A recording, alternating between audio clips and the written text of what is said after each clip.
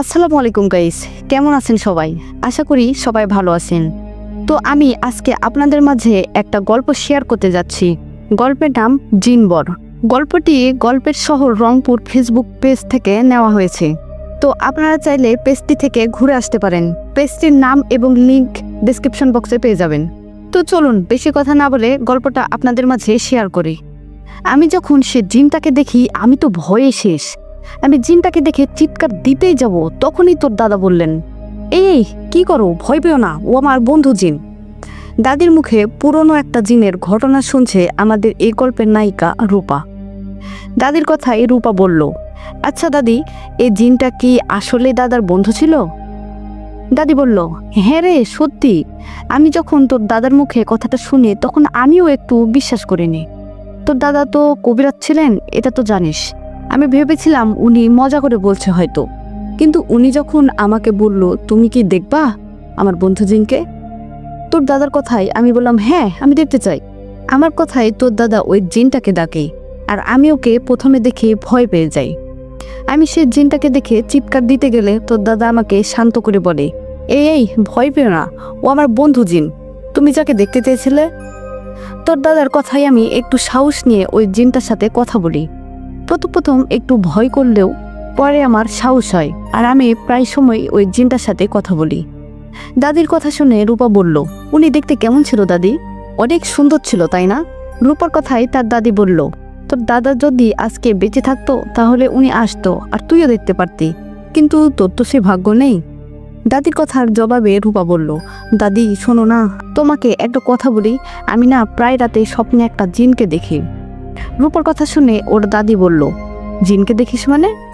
তুই কিভাবে জানিস ও জিন না মানুষ? ও মানুষ না দাদি, কারণ আমি ওর মুখ কখনো দেখিনি। ওর সাথে কথা বলতে চাইলেও ও বলেনি, ও তখন বাতাসে মিশে যায়। এখন তুমি বলো, মানুষ হলে কি এরকম করে বাতাসে মিশে যেতে পারে? রূপার কথায় ওর দাদি মুস্কি একটা হাসি দিয়ে বলল, আমার নাতনিকে মনে হয় কোনো জিনে পছন্দ করেছে, নইলে ওর স্বপ্নে আসবে কেন? চিন্তা করিস না, খুব তাড়াতাড়ি তোর রাজকুমার তোর কাছে আসবে। দাদির কথার জবাবে রূপা বলল, আমার লাগবে না কোনো রাজকুমার, আমার যেটা আছে ওটা হলেই হবে। এই বলে রূপা ফোন টিপতে লাগলো। এই দেখে ওর দাদি বললেন, সবসময় ফোনের মধ্যে কি? হ্যাঁ। কথাটা বলে ওর দাদি সেখান থেকে চলে গেল। এদিকে রূপা ওর বয়ফ্রেন্ডের সাথে কথা ও যোগাযোগ করার অনেক চেষ্টা করছিল, কিন্তু পারছে না। 1 বছরের রিলেশন রূপার। 2 দিন ধরে ওদের মাঝে ঝগড়ার কারণে কথা হয় না। রূপা ওর বয়ফ্রেন্ডের সাথে কোনো যোগাযোগ করতে না পেরে মন খারাপ করে বসে থাকে। এদিকে তখনই রূপার এক বন্ধুর কাছ থেকে জানতে পারে ওর বয়ফ্রেন্ড অন্য মেয়ের সাথে কথা বলে, 2-3টা মেয়ের সাথে প্রেম আছে ওর। এইসব কথা শুনে রূপা অঝরে কাঁদতে থাকে। নিজের ভালোবাসা হারানোর দুঃখে রূপা একটা কঠিন ডিসিশন নিয়ে নেয়, রূপা মারা যাবে। কথা মতো রূপা সেদিন রাতে সবার ঘুমানোর পর একটা দড়ি নিয়ে তাদের বাড়ির পাশে এক বাগানের ভেতরে যায়।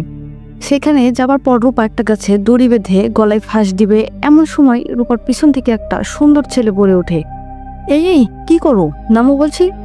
কথাটা বলে ছেলেটা রূপার গলা থেকে দড়িটা খুলে বলে ওঠে, এই কি করছো এসব, আত্মহত্যা করছো কেন, পাগল হয়েছো নাকি? ছেলেটার কথায় রূপা বলল, ছাড়ুন আমাকে, আমি বাঁচতে চাই না, দয়া করে ছাড়ুন আমাকে। ওর কথায় সে ছেলেটা বলে, আচ্ছা ছাড়বো, তার আগে বলো তো আত্মহত্যা করতে চাইছিলে কেন? ছেলেটার কথার জবাবে রূপা সব ঘটনা খুলে বলল। রূপা বলল, ভালোবেসে ধোঁকা খেয়েছি তাই। রূপার কথায় ছেলেটা বলল, আচ্ছা একটা কথা বলো, তোমাদের সম্পর্কের কতদিন হয়েছে? রূপা বলল, 1 বছরের মতো। আর তোমার বয়স কত? রূপা বলল, আমার বয়স 20 বছর। ওর কথায় ছেলেটা বলল, 1 বছরের সম্পর্কের জন্য 20 বছরের সম্পর্ককে নষ্ট করবে? ছেলেটার কথায় রূপা কিছু বুঝতে না পেরে বলল, মানে কি বলতে চাইছেন আপনি? তখন ছেলেটা বলল, 1 বছরের সম্পর্কের জন্য নিজের পরিবারের 20 বছরের ভালোবাসা ভুলে গেলে? তুমি যেমন ছেলেটাকে ভালোবেসেছো, তেমনি তোমার বাবা মা, তোমার পরিবারের লোকজন তোমাকে ভালোবেসেছে। ওর সামান্য ভালোবাসার জন্য নিজের পরিবারকে ভুলে গেলে? একবারও কি ভেবে দেখেছো তুমি মারা গেলে তোমার পরিবারের লোকজন কতটা কান্না করবে, কতটা ভেঙে পড়বে? ওর কথাই রূপা কিছু না বলে ছেলেটার দিকে তাকিয়ে রইল। তখন ছেলেটা বলল, আচ্ছা আমাকে একটা কথা বলো, তুমি মারা যাচ্ছিলে কেন? ছেলেটাকে পেলে না তাই তো? রূপা বলল, হ্যাঁ, ওকে পাইনি বলে মারা যাচ্ছিলাম। ছেলেটা বলল, আচ্ছা মারা গেলে কি ওকে পাবা? এমন যদি হতো মারা গেলে ওকে পাবা তাহলে সেটা করতা। বোকা মেয়ে, মানুষেরা কোনো পশু বা প্রাণী না যে মারা গেলে তাদের জীবন মাটি হয়ে যাবে। মানুষের নিজের ইচ্ছাকৃতভাবে আত্মহত্যা করলে জাহান্নামে যেতে হবে। তখন কি জাহান্নামের কষ্ট সহ্য করতে পারবে? পারবে না। জীবনটা কারোর জন্য থেমে থাকে না। যাকে হারিয়েছ তার থেকে ভালো কিছু পেয়ে তাকে দেখিয়ে দিও। ছেলেটার এমন কথাই রূপা ভুল বুঝতে পারল আর ছেলেটাকে বলল, আমি আমার ভুল বুঝতে পেরেছি। কষ্ট পেয়ে বা মন ভেঙে গেলে কেউ যেন আত্মহত্যা করে না। তখন ছেলেটা বলল, চলো হাঁটতে হাঁটতে কথা বলি। এ বলে রূপা ওই ছেলেটার সাথে বাগান থেকে বাড়ির দিকে যেতে লাগলো। এমন সময় রূপা বলল, আচ্ছা আমাকে একটা কথা বলুন, আমি মারা যাব বলে এই ভয়ঙ্কর জঙ্গলে এসেছি।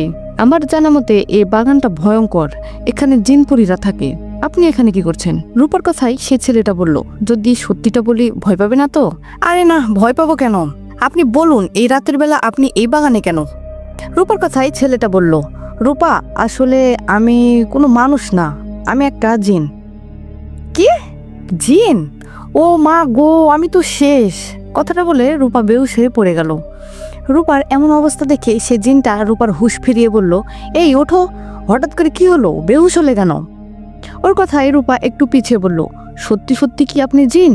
হ্যাঁ আমি জিন। কেন বিশ্বাস হয় না? রূপা বলল, না আমার বিশ্বাস হয় না, আপনি একটু বাতাসে মিশে যান তো, তারপরে আবার আসুন। রূপার কথায় সে জিনটা বলল, আচ্ছা তাই করছি, তুমি ভয় পেও না। এই বলে ও বাতাসে মিশে গিয়ে আবার রূপার সামনে আসলো। এই দৃশ্য দেখে রূপা ওর বাড়ির দিকে একটা দৌড় দিল। ওদিকে পেছন থেকে জিনটা বলতে লাগলো, এই রূপা দাঁড়াও, ভয় পেও না, দাঁড়াও। জিনটার কথায় রূপা কিছু না শুনে বাড়ির দিকে দৌড়াতে লাগলো। এমন সময় ওই জিনটা ওর সামনে চলে আসলো। সামনে এসে বলল, দাঁড়াও বলছি। ওর কথায় রূপা দাঁড়ালো।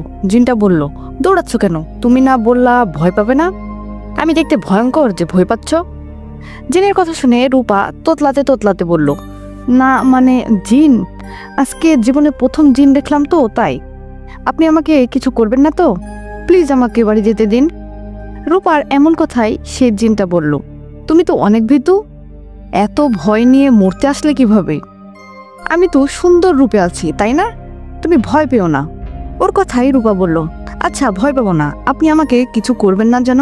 আমার বাবা কিন্তু কবিরাজ, আমাকে কিছু করলে আমার বাবা কিন্তু আপনাকে ছাড়বে না। হ্যাঁ আচ্ছা আমার দিকে তাকে বলো তো, আমাকে কি খারাপ মনে হয়? তোমার কি মনে হয় তোমার ক্ষতি করতে পারি? ক্ষতি করার ইচ্ছা থাকলে অনেক আগে করতে পারতাম। জিনের কথাই রূপা বলল, হ্যাঁ সেটা ঠিক। আচ্ছা আপনার নাম কি? রূপার কথার জবাবে সেই জিনটা বলল, আমার নাম হুসাইন।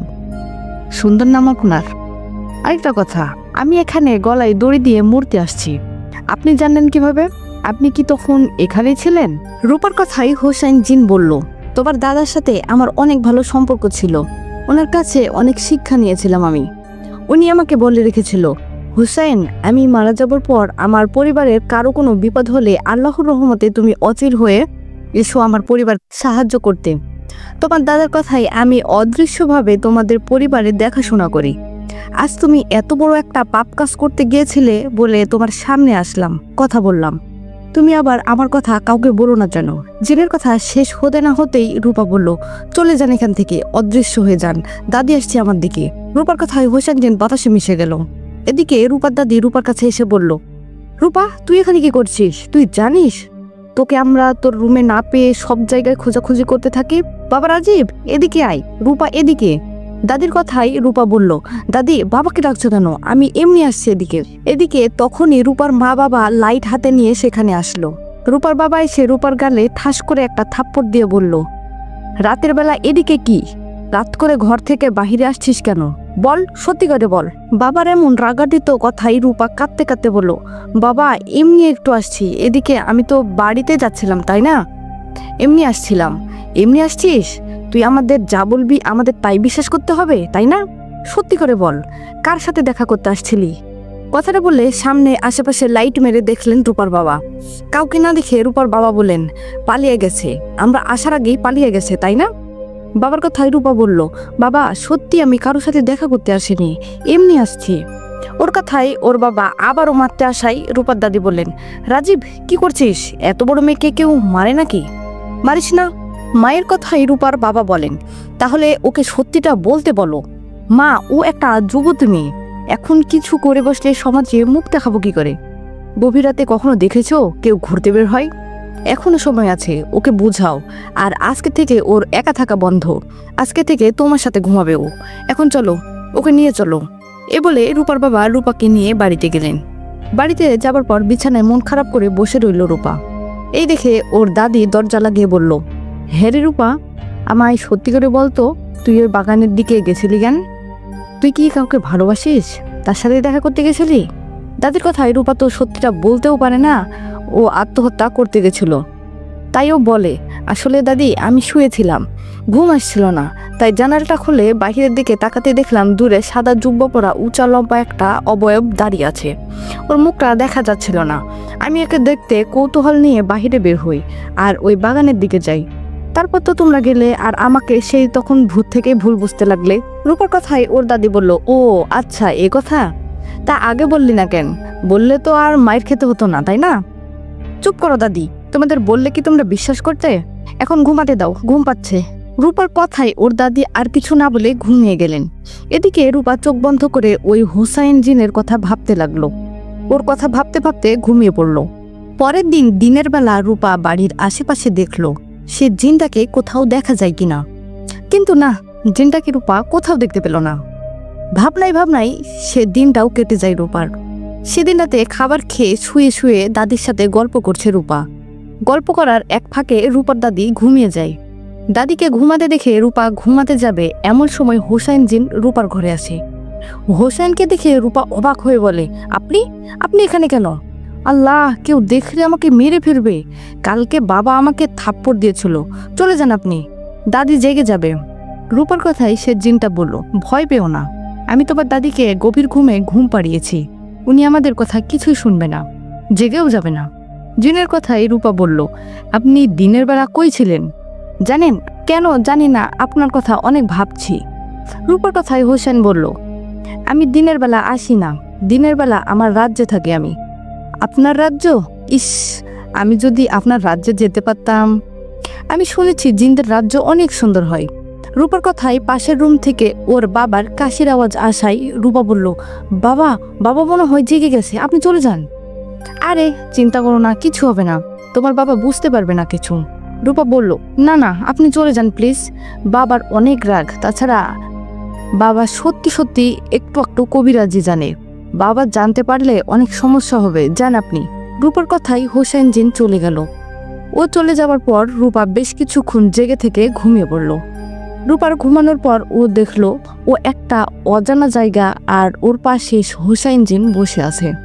হোসেনকে দেখে রূপা বলল, আরে আপনি আপনি আমার স্বপ্নের মধ্যেও আসছেন? আচ্ছা এটা কোন জায়গা, আমি কোথায়?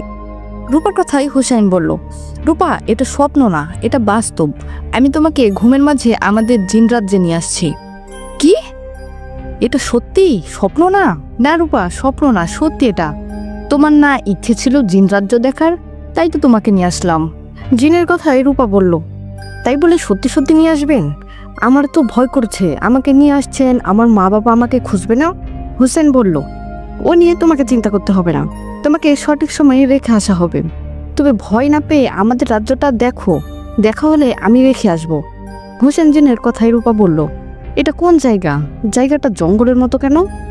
তখন হোসেন বলল, হ্যাঁ এটা আমাদের জিন রাজ্যের পুরনো জঙ্গল। আমরা বসে আছি একটা পুরনো বিশাল একটা গাছের উপর। গাছের কথা শুনে রূপা বলল, এই পড়ে যাবো, আমাকে ধরুন ধরুন, ভয় লাগছে অনেক। রূপার কথাই হোসেন বলল, আরে ভয় পেও না, আমি আছি না, তোমার কিচ্ছু হবে না। চলো এখন আমার রাজ্যটা তোমাকে দেখিয়ে বাড়িতে রেখে আসবো। প্রথমত হোসেন রূপাকে তার রাজ্যে ঘুরে দেখালো আর ওকে রাতে বাড়িতে রেখে আসলো। রূপাকে ঘরে রেখে যাবার পর রূপা দেখলো তার দাদি এখনো ঘুমাচ্ছে। এই দেখে রূপা বুঝতে পারে তার দাদি কিছু বুঝেনি। এতক্ষণ যে ভয় পেয়েছিল সে ভয় কমে গেছে। রূপা শুয়ে শুয়ে মুসকি মুসকি হাসছিল আর হোসেন জিনের কথা ভাবছিল। আসলে জিন রাজ্য অনেক সুন্দর, তার এই স্বপ্ন যে এভাবে এত তাড়াতাড়ি পূরণ হবে ও ভাবতেই পারেনি। এসব মিষ্টি ভাবনার মাঝে কেটে যায় রাতটা। পরের দিন সকালে রূপা হোসেন জিনকে স্মরণ করে, কিন্তু ও আসে না। ও না আসায় রূপা চিন্তা করে না, কারণ হোসেন তো আগেই বলেছে দিনের বেলা ও আসবে না, ও দিনের বেলা ওর রাজ্যে থাকে। যাই হোক, সেদিন সন্ধ্যাবেলায় রূপার দাদি রূপাকে বলল, এই রূপা চল আমার সাথে চল। তাদের কথাই রূপা বলল, কোথায় যাব? তখন ওর দাদি বলল, আরে খলিলের মেয়ে খাদিজা আছে না, ওর তো আজকে বিয়ে। এখন বিয়ের আগে একটা ঘটনা ঘটেছে, মেয়েটাকে নাকি জিনে ধরেছে, ও নাকি পাগলামি করছে। এখন উপায় না পেয়ে মেয়েটাকে বেঁধে রেখেছে, সবাই ওদের বাড়িতেই জড়ো হয়েছে, চল আমরাও গিয়ে দেখে আসি। দাদির কথায় রূপারও ইচ্ছে হলো দেখার। তখন রূপা ওর দাদির সাথে চলে গেলেন ওই মেয়েটার বাড়িতে। সেখানে গিয়ে দেখলো মোটামুটি অনেক লোকজন, আর মেয়েটাকে সত্যি সত্যি বেঁধে রাখা হয়েছে। এমন অবস্থায় একজন মেয়েটার বাবাকে বললেন, খলিল ভাই এখন কি করবে? তোমার মেয়েকে কিছুক্ষণ পর বিয়ে করতে আসবে, এখন বরপক্ষ এসে যদি তোমার মেয়ের এমন অবস্থা দেখে তো বিয়ে করবে? করবে না, বিয়ে তো ভেঙে যাবে। এখন কোনো একটা ব্যবস্থা করো, কোনো কবিরাজকে ডাকো। ওনার কথায় মেয়েটার বাবা বললেন, আমাদের আশেপাশে তো তেমন কোনো কবিরাজ নাই, কবিরাজ আছে অনেক দূরে। তখন একজন রূপার বাবার কথা বললেন, উনি বললেন, রাজীব ভাই তো মোটামুটি কবিরাজি জানে, ওনাকে ডাকো। তখন উপায় না পেয়ে রূপার বাবাকে ডাকলেন। রূপার বাবাকে ডেকে সেখানে নিয়ে আসার পর রূপার বাবা বললেন, খলিল ভাই তোমার মেয়ের এমন অবস্থা, বড় কোনো কবিরাজ বা হুজুর ডাকতে পারো নি? রূপার বাবার কথায় উনি বললেন, সেই সময় তো নেই, কিছুক্ষণ পর বর চলে আসবে, এদিকে আশেপাশে তুমি ছাড়া তো কোনো কবিরাজই নাই, এখন কি করব তুমি বলো? এখন তুমি আসছো, তুমি কিছু একটা করো। ওনার কথাই রূপার বাবা বললেন, আমি তো বড় মাপের কবিরাজ না, জানি না জিনটাকে ছাড়াতে পারবো কিনা, তবে ওকে হাজির করে কথা বললে দেখতে পারি। তুমি তোমার মেয়েকে আমার সামনে নিয়ে আসো। ওনার কথায় মেয়েটাকে সামনে নিয়ে আসতে রূপার বাবা বুঝতে পারলেন মেয়েটার শরীরে জিন ভর করে আছে। জিনটা মেয়েটার শরীরে আছে বলে রূপার বাবা বলেন, এই কথা বল, কে তুই? ওনার কথায় প্রথমবার কোনো জবাব আসে না, তাই উনি আবার বলে, এই বল কে তুই, এই মেয়েটাকে কেন ধরেছিস? রূপার বাবার কথায় এবার সে জিনটা বলে ওঠে, আমি কে সেটা শুনে তোর লাভ নেই, তুই আমার সাথে কথা বলে পারবি না, তাই লাগতে আসিস না। তোকে সহ সবাইকে একটা কথাই বলতে চাই, আমি এই মেয়েটাকে আগে থেকে পছন্দ করি, ওকে আমি বিয়ে করব, তাই ওর আজ বিয়ে হতে দেব না। আমার কাছে তুই বাধা হয়ে দাঁড়াবি না, যা চলে যা। জিনটার কথাই রূপার বাবা বললেন, তুই জিন আর ও মানুষ, তোর সাথে ওর বিয়ে কিভাবে হয়? তাছাড়া আজ মেয়েটার বিয়ে, ওর বাবা গরিব মানুষ, এত স্বপ্ন নিয়ে মেয়েটার বিয়ে দিচ্ছে, তোর কারণে সে বিয়েটা ভেঙে যাবে? দয়া করে তুই বোঝার চেষ্টা কর আর ওকে ছেড়ে চলে যা। ওনার অনুরোধে সে জিনটা বলে, না আমি ওকে ছেড়ে যাব না, ওর বিয়ে ভেঙে যাক, আমি তো সেটাই চাই, আমি ওকে বিয়ে করব। জিনের কথাটা শুনে এবার রেগে গিয়ে রূপার বাবা বললেন, তুই কি ক্ষমতার অপব্যবহার করতে চাইছিস? তোকে যা বলছি তাই করে, একে ছেড়ে চলে যা, নইলে বন্দি হয়ে থাকতে হবে সারা জীবন। কি, আমাকে বন্দি করবি? আমাকে হুমকি দেওয়ার আগে নিজের কথা ভাব। শেষবারের মতো বললাম, যা এখান থেকে, নইলে তোর সাথে তোর পরিবারও অবস্থা শেষ করে দেব। ওই জিনটার কথাই রূপার বাবা বুঝতে পারেন সে জিনটার সাথে উনি পারবে না। কোনো উপায় না পেয়ে উনি সেখান থেকে চলে যাবে। এমন একটা সময় হঠাৎ করে মেয়েটার ভিতর থেকে জিনটা চিৎকার করে বলতে লাগলো, মাফ করো, আমি যাচ্ছি, আর কখনো আসবো না, মাফ করে দাও আমাকে, আমি এখনই চলে যাচ্ছি, আমার অপরাধের জন্য সবার কাছে মাপ চাচ্ছি। এই বলে সে জিনটা মেয়েটার শরীর থেকে চলে গেল। জিনটা চলে যাওয়ার পর মেয়েটা জ্ঞান হারিয়ে পড়ে গেল। এদিকে তখন রূপার বাবা মেয়েটার জ্ঞান ফেরালো, আর ওখানে দেখতে আসা গ্রামের সবাইকে বলল, আপনারা সবাই চলে যান, মেয়েটার একটু পর বিয়ে, পরিবেশটা শান্ত হোক। ওনার কথাই সবাই যার যার বাড়িতে চলে গেলেন। সবার মতো রূপা ও ওর দাদিও চলে আসলো বাড়িতে। বাড়িতে গিয়ে রাতের খাবার শেষ করে শুয়ে পড়ল। শুয়ে পড়ার কিছুক্ষণ পর রূপার দাদি ঘুমিয়ে যাওয়ায় রূপা বুঝতে পারলো হুসাইন আসবে। ওর ভাবনা মতো সেটাই হলো। হুসাইন জিন চলে আসলো রূপার কাছে। হুসাইনকে দেখে রূপা বলল, সারাদিন কই ছিলা? জানো তোমার কথা অনেক ভেবেছিলাম, জানি না কেন জানি তোমার কথা আমার ভাবতে অনেক ভালো লাগছে। রূপার কথায় হুসাইন জিন বলল, জিন ছাড়াতে দেখতে গিয়েছিলে বুঝি? রূপা বলল, হ্যাঁ হ্যাঁ দেখতে গিয়েছিলাম তো, তুমি কিভাবে জানলা? তখন হুসাইন বলল, আমি সব জানি, আর আমি তখন ওখানেই ছিলাম। ওই জিনটা যখন মেয়েটাকে ছেড়ে যাচ্ছিল না, তখন তোমার বাবাকে অপমান করছিল, তখন তোমার বাবার সম্মান ও ওই মেয়েটার কথা ভেবে আমি সে জিনটাকে ধরতে যাই, তখনও আমাকে দেখে ভয়ে আমার কাছ থেকে মাপ চেয়ে সেখান থেকে চলে যায়। ও তাই, তাই তো বলি সে জিনটা এভাবে হঠাৎ করে মাপ চাচ্ছে কার কাছে? তাহলে তুমি ছিলা? হুসাইন বলল, হ্যাঁ আমি ছিলাম। আজ মেয়েটার বিয়ে। রূপা বলল, হ্যাঁ মেয়েটার মতো আমারও একদিন বিয়ে হবে। হুসাইন বলল, কার সাথে হবে, কখন হবে? রূপা বলল, তা তো জানি না। হুসাইন বলল, আচ্ছা আমার কথা ভাবো কেন, তোমার মন কি বলে? রূপা বলল, তোমার কথা ভাবতে না চাইলেও ভাবনায় চলে আসে। ওর কথা শুনে হুসাইন বলল, তোমার এই ভাবনা সাধারণ কোনো ভাবনা না, তোমার এই ভাবনা আমাকে ভালোবাসার ভাবনা। যেমন আমি তোমাকে নিয়ে ভাবি, তোমাকে পছন্দ করি ও ভালোবাসি। কি, তুমি আমাকে পছন্দ করো, ভালোবাসো? হুসাইন বলল, হ্যাঁ এটাই সত্যি, আমি তোমাকে পছন্দ করি, অনেক ভালোবাসি। কেন তুমি বাসো না? রূপা বলল, না আমি তো বাসি না। হুসাইন বলল, সত্যি সত্যি আমাকে ভালো লাগে না? তাহলে আমার কথা ভাবো কেন? রূপা বলল, ভাবলে কি ভালোবাসা হয়? হুসাইন বলল, সত্যি করে বলো, আমাকে পছন্দ করো না? তুমি যদি আমাকে পছন্দ না করো এখনই চলে যাবো এখান থেকে। রূপা বলল, যাও, আমি তো পছন্দ করি না, যাও চলে যাও, যাবার আগে শুনে যাও আমিও তোমাকে অনেক ভালোবাসি। রূপার কথায় হুসাইন অনেক খুশি হলো আর বলল, আমি তো ভয় পেয়ে গেছিলাম, ভেবেছিলাম সত্যি তুমি আমাকে ভালোবাসো না। ওর কথাই রূপা বলল, প্রথম দেখায় তোমাকে অনেক ভালো লেগেছিল, কিন্তু বলার সাহস পাইনি।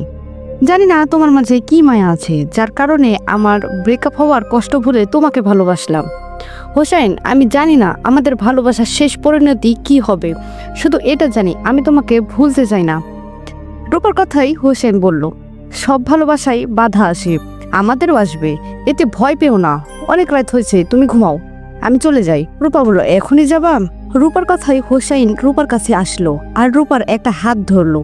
রূপার হাত ধরার পর রূপার আর কিছু মনে নেই। রূপার যখন হুশ আসে তখন সে দেখে হুসাইন ওকে বাহিরে নিয়ে আসছে। নিজেকে বাহিরে দেখে রূপা বলল, হুসাইন আমাকে বাহিরে নিয়ে আসছো? হুসাইন বলল, হ্যাঁ, তুমি না বললা আমাকে আর কিছুক্ষণ থাকতে আর কথা বলতে, তাই আমি তোমাকে আমার রাজ্যে নিয়ে আসলাম। এখন সারা রাত আমার সাথে থাকবা, কথা বলবা, সকাল হবার আগে আবার তোমাকে রেখে আসবো। আর জানো, আজ একটা কাজ করব, তুমি ভয় পাবা না তো? কি কি করবা যে ভয় পাবো? আমার পরিবারের সাথে তোমাকে পরিচয় করে দেব, তোমাকে আজ আমার প্রাসাদে নিয়ে যাব। কি বলো? না হুসাইন, আমার কেমন জানি ভয় করছে। তোমার মা বাবা আমাকে দেখে যদি কিছু বলে তখন? আরে কিছু বলবে না, তুমি একটু ভয় পেও না, দেখো ওরা তোমাকে কিচ্ছু বলবে না, চলো আমার সাথে চলো। হুসাইনের কথা শুনে রূপার একটু একটু ভয় করলেও ও ওর সাথে চলে গেল ওদের প্রাসাদে। হুসাইন রূপাকে নিয়ে ওদের প্রাসাদে যাওয়ায় হুসাইনের মা বাবা রূপাকে দেখে বলল, মা রূপা, কেমন আছো? আমরা তো তোমারই অপেক্ষা করছিলাম, বসো মা। তুমি তো আমাদের রাজ্যের প্রাসাদে প্রথমবার আসলে, আমাদের দেখে কি ভয় করছে? জানি একটু একটু ভয় করছে, তুমি ভয় পেও না মা, আমরা জিনজাতি হলেও ভালো, তোমার কোনো ক্ষতি করব না আমরা, তুমি মানুষদের মতো আমাদের সাথে মিশবে, ঠিক আছে? হুসাইনের মা বাবার কথায় রূপা একটু সাহস পেল আর ও ওদের সাথে কথা বলল। বেশ কিছুক্ষণ কথা বলার পর হুসাইনের বাবা বলল, হুসাইন, রূপাকে ঘরে নিয়ে যা আর খাবার খেতে দে। বাবার কথায় হুসাইন তাই করলো, রূপাকে নিয়ে গেল ওর ঘরে। হুসাইনের ঘরটা অনেক সুন্দর ছিল, তাই রূপা মুগ্ধ হয়ে ঘরটা দেখছিল। এদিকে হুসাইন তখন রূপাকে বলল, রূপা তুমি একটু বসো, আমি তোমার জন্য খাবার নিয়ে আসছি। এবারে হুসাইন একটা দরজা দিয়ে চলে গেল। ও চলে যাওয়ার পর কয়েক সেকেন্ড পর অন্য দরজা দিয়ে আবার হুসাইন ঘরে ঢুকলো।